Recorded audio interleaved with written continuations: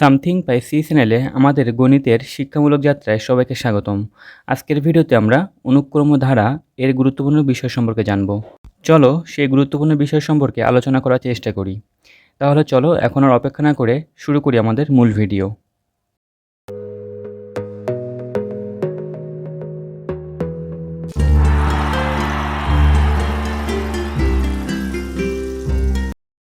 আজকের এই পর্বের আলোচনায় আমরা সমান্তর ধারার সমস্যা সমাধানের শেষ যে ধরনটা ছিল সেই ধরনটা নিয়ে আলোচনা করব এবং এই ধরনটা হচ্ছে নবম শ্রেণীর গণিত বইয়ের দ্বিতীয় অধ্যায় অর্থাৎ অনুক্রম ধারা অধ্যায়টির অনুশীলনের 3 নম্বর ছকের 8 নম্বর এবং 9 নম্বর সমস্যার সাথে মিলে যাবে। তো এখানে 8 নম্বর এবং 9 নম্বর সমস্যার মধ্যে 9 নম্বর সমস্যাটা আমি সমাধান করব এবং 8 নম্বর এবং 9 নম্বর সমস্যা একই ধরনের সমস্যা হওয়া সত্ত্বেও 9 নম্বর সমস্যাটি সমাধান করব কারণ এখানে ভগ্নাংশ টাইপের মান আছে। তো এখানে 9 নম্বর যে সমস্যা সেখানে হচ্ছে আমাদের প্রথম পদ এ এর মান দেওয়া হয় নাই, সাধারণ অন্তরে ডি এর মান দিয়ে দেওয়া হয়েছে -3/4 এবং পদ সংখ্যা বা ধারাটিতে পদের সংখ্যা দিয়ে দেওয়া হয়েছে 15টি, অর্থাৎ ধারাটিতে 15টি পদ আছে এবং এই 15টি পদের এনতম পদের মান আমাদের নির্ণয় করতে হবে, অর্থাৎ শেষ পদটা কত সেই পদের মান আমাদের নির্ণয় করতে হবে এবং আমাদের সমষ্টির মান দিয়ে দেওয়া হয়েছে, অর্থাৎ এই 15টি পদের যোগফল 15টা পদ যোগ করলে যে মানটা আসবে সেটাকে বলা হয় সমষ্টি। তো এই সমষ্টির মান দিয়ে দেওয়া হয়েছে 165/4। এই সমষ্টির মান দিয়ে দেওয়া হয়েছে এবং এখানে সাধারণত ডি এর মান দিয়ে দেওয়া হয়েছে, অর্থাৎ যে মানগুলো দিয়ে দেওয়া হয়েছে সেই মানগুলো আমরা এখানে লিখতেছি।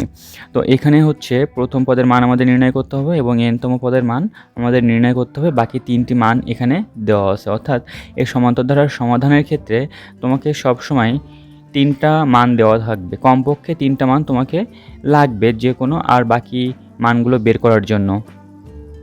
তো এখানে হচ্ছে প্রথম পদ এবং হচ্ছে পদ সংখ্যার মান আমাদের বের করতে হবে, সমষ্টির মান দিয়ে দেওয়া হয়েছে, সাধারণত ডি এর মান দিয়ে দেওয়া হয়েছে এবং এনতম পদের মান আমাদের বের করতে হবে, অর্থাৎ শেষ পদ কত সেটা আমাদের বের করতে হবে। তো সেক্ষেত্রে আমরা যদি এখানে খেয়াল করি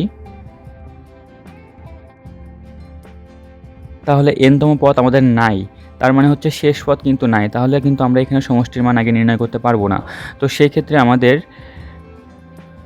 এখানে শেষ পদও নাই, প্রথম পদও নাই, তো তার জন্য হচ্ছে আমাদের প্রথম পদটা আগে নির্ণয় করে নিতে হবে, কারণ সমষ্টি নির্ণয় করতে গেলে মানগুলো লাগবে। তো সেক্ষেত্রে এই প্রথম পদ এর মান আমাদের নির্ণয় করতে হবে সমষ্টির সূত্র থেকে।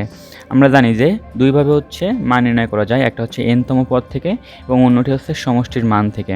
তো যেহেতু এখানে এনতম পদের মান দিয়ে দেওয়া হয়নি, সমষ্টির মান দিয়ে দেওয়া হয়েছে, তো তার জন্যে সমষ্টি নির্ণয়ের সূত্র থেকে হচ্ছে আমরা এর মান বের করব।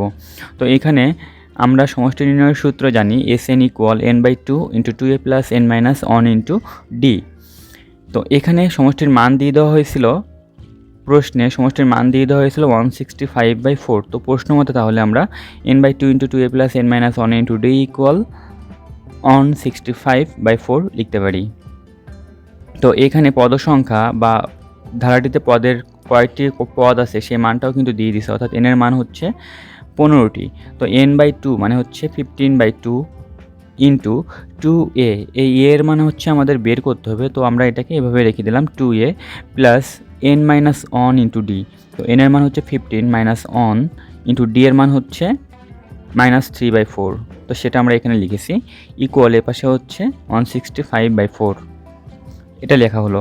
এখন এখানে 15/2 এটা হচ্ছে সম্পূর্ণ ব্র্যাকেটের সাথে গুণ আকারে আছে। তো যেহেতু গুণ আকারে আছে তাহলে ওপাশে গেলে কি হবে, ভাগ হয়ে যাবে। তো আমরা যদি এখানে সেকেন্ড ব্র্যাকেটের যে মানটা আছে সেই মানটাই রেখে দিই, অর্থাৎ 2a + n - 1 × d এর যে মানটা ছিল সেটাকে রেখে দিলাম। তো রেখে দেওয়ার পরে এখানে তাহলে সেকেন্ড ব্র্যাকেটের মধ্যে ছিল 2a + n - 1 অর্থাৎ 15 - 1, তার মান হচ্ছে 14। তাহলে 14 ইন্টু ডি এর মান হচ্ছে -3/4। তো সেটাকে আমরা এভাবে লিখলাম এবং এখানে হচ্ছে প্লাস ছিল এবং হচ্ছে -3/4 ছিল, সেই মাইনাসটা এখানে লেখা হয়েছে এবং এই যে বাইরে যে 15/2 ছিল এটা গুণ আকারে ছিল, তো ওটা ওপাশে গিয়ে ভাগ হয়ে যাবে, অর্থাৎ 165/4 ছিল ওপাশে, ভাগ আকারে বসবে হচ্ছে 15/2, সেটা আমরা লিখলাম। অবশ্যই লেখা যায় এটা ক্যালকুলেশনের নিয়ম অনুযায়ী। তো এখানে 2a প্লাস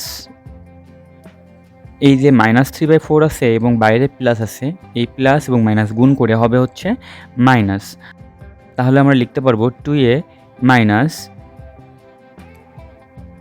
14 আর হচ্ছে 3 গুণ করলে হবে হচ্ছে, এখানে 14 এবং উপরে 3 গুণ করলে হবে হচ্ছে 42 বা 42 এবং নিচে থাকবে হচ্ছে 4। তো আমি একবারে 42 উপরে 42 এবং 4কে কেটে এখানে লিখেছি 21/2, অর্থাৎ 2 দ্বারা কাটলে 42কে 2 দ্বারা কাটলে মান আসবে 21 এবং 4কে 2 দ্বারা কাটলে মান আসবে হচ্ছে 2। তো লিখতে পারি 21/2 ইকুয়াল ওপাশে মান ছিল 165/4 ভাগ হচ্ছে 15/2। তো 15/2 হচ্ছে ভাগ আকারে ছিল, এটাকে যখন আমরা গুণ আকারে লিখবো তখন উল্টে যাবে, অর্থাৎ হবে হচ্ছে 2/15। তো 2/15 লেখার পরে এখানে 2 দিয়ে 4কে কাটলে হবে হচ্ছে 2 এবং 165 নিচে হচ্ছে 15।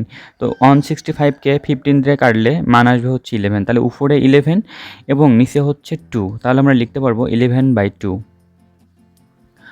তাহলে ডান পাশে একটা মান পেয়ে গেলাম 11/2 এবং বাম পাশে থাকবে হচ্ছে 2a, এখানে মাইনাস 21/2 ছিল, এটা ওপাশে গেলে হবে হচ্ছে প্লাস 21/2। তাহলে 2 এর সমান আমরা লিখতে পারবো 11/2 প্লাস 21/2। তো এখানে হচ্ছে 2 লসাগু যায়, 2 লসাগু গেলে এখানে হবে হচ্ছে 11 প্লাস 21, অর্থাৎ টোটাল মান আসবে 32/2। 32 বাই হচ্ছে নিচে 2, অর্থাৎ 11 প্লাস 21 করলে 32 আসবে, নিচে হচ্ছে 2 ছিল। তো এটা আমরা লিখতে পারি। এখন এখানে হচ্ছে 32কে 2 দিয়ে কাটলে যে মানটা আসবে সেটা হচ্ছে 16।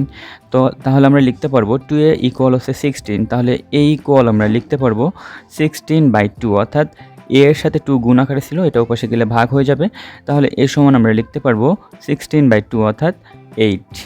তাহলে এখানে এ এর একটা মান পেয়েছি আমরা, সেটা হচ্ছে 8, অর্থাৎ এই ধারাটির ক্ষেত্রে প্রথম পদের মান পেয়েছি 8। এখন হচ্ছে আমাদের এনতম পদের মান নির্ণয় করতে বলা হয়েছে, অর্থাৎ ধারাটিতে যে 15টি পদ আছে সেই 15টি পদের 15 নম্বর যে পদ সেই পদের মান আমাদের নির্ণয় করতে বলা হয়েছে। তো আমরা জানি যে এনতম পদ equal a plus n-1 into D. তো এখানে a এর মান আমরা একটু আগে পেয়েছি, অর্থাৎ a এর মান হচ্ছে 8, সেটা আমরা এখানে লিখব। তাহলে 8 প্লাস n-1, n হচ্ছে পদ সংখ্যা, এখানে পদ সংখ্যার মান ছিল, অর্থাৎ ধারাটিতে পদের সংখ্যা ছিল হচ্ছে 15টি, -1 ইন্টু ডি এর মান হচ্ছে সাধারণ পার্থক্য, এর মান ছিল হচ্ছে -3/4, সেটা আমরা এখানে লিখেছি।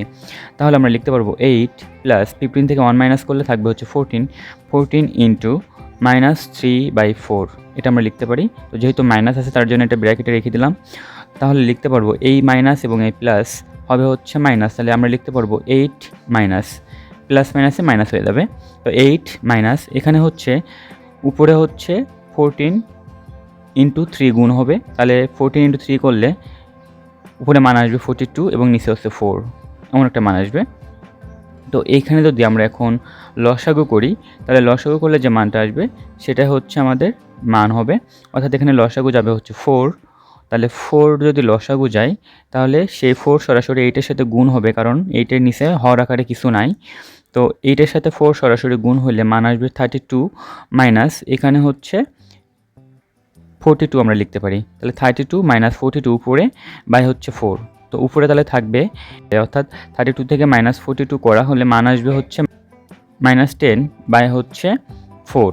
তাহলে -10কে 4 দ্বারা কাটাকাটি করলে অবশ্যই 2 দ্বারা কাটাকাটি করা যাবে, তাহলে মান আসবে 10কে 2 দ্বারা কাটলে 5 এবং 4কে 2 দ্বারা কাটলে হচ্ছে 2। তাহলে আমরা এখানে এনতম পদ বা শেষ পদের মান পেয়েছি -5/2। তো এখানে তাহলে আমাদের যে দুইটা পদের মান বের করতে বলা হয়েছিল সেই দুইটা পদের মান আমরা পেয়ে গিয়েছি। তো যেহেতু 8 নম্বর এবং 9 নম্বরের দুইটা অঙ্কের মধ্যে 9 নম্বর অঙ্কটার ভগ্নাংশের মান ছিল, তার জন্য এটি সলভ করে দিচ্ছি।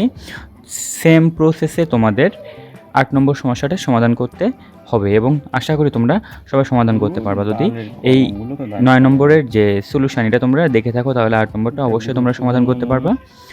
তো আশা করি তোমরা সবাই বুঝতে পারছো যে সমস্যাটি কিভাবে সমাধান করা হয়েছে এবং এটি হচ্ছে সমান্তর ধারার সমস্যার সমাধানের যে কয়েকটি ধরন ছিল সেই ধরনের শেষ ধরন। তো আশা করি তোমরা সবাই বুঝতে পারছো। সামথিং বাই সি চ্যানেলের সাথে থাকার জন্য ধন্যবাদ সবাইকে।